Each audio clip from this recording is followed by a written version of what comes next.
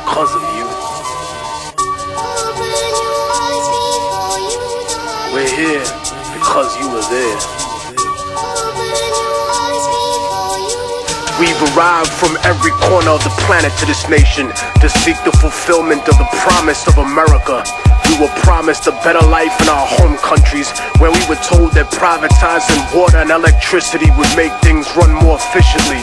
Instead, the quality remained almost the same, and the price was increased until it became an unaffordable luxury.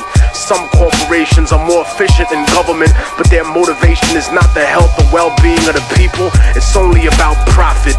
Everything else, their image, their human resources, their public relations, only exist to protect the reality behind it. Once upon a time, we were told that nationalization would prevent growth by limiting competition, that our countries were nothing without the companies that invested in us. And so they privatized everything. Everything in our country was owned by people that had no connection to our culture, by those who never had our interest at heart. They didn't care about our survival or well-being. They just wanted to turn a profit by raping the land, by exploiting our people, our industry, and our resources. They took everything we built and made it theirs. First by creating racism to justify slavery, building the capital for capitalism, and then when they gave us what they called liberty, everything we had was still owned by them. Our governments told us that socialism was the real enemy and that we would have freedom, but the foreign powers and corporations were the ones with the real freedom. The freedom to take all the wealth generated by our work and our land and give us only a small percentage of the scraps from the table. Their lust for power and their greed drove them to betray not only us, but themselves and the word of their own God.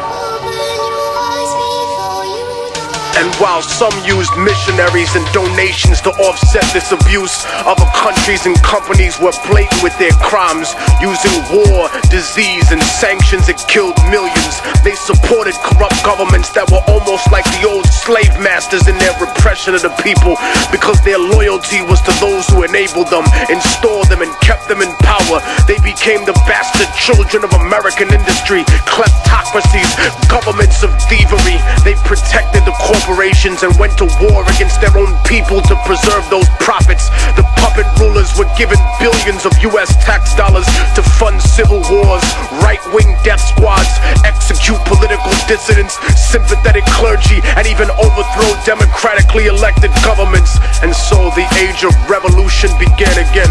They painted it as godless terrorists versus the free world and the free market.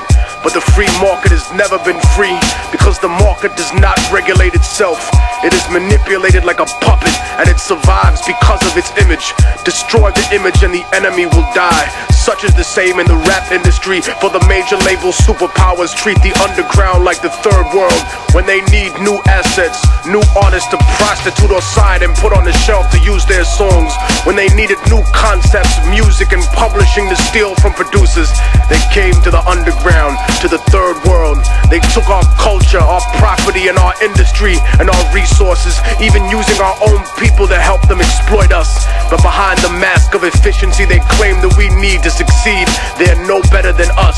Their economic advertisement was always a lie. A few got rich, but most were given an illusion of wealth, almost as if it was designed for failure. Opportunity comes at the price of the soul in the music.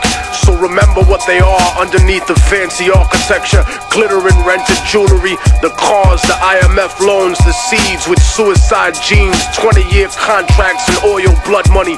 Build your defenses, my independent brothers and sisters. They'll stop at nothing to get what they want.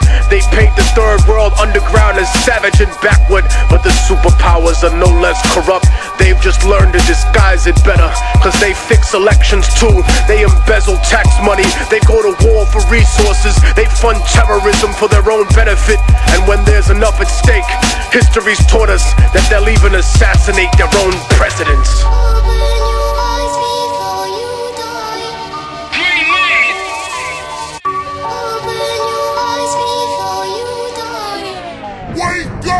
Just as the Columbia we think represents man's finest aspirations in the field of science and technology, so too does the struggle of the Afghan people represent man's highest aspirations for freedom.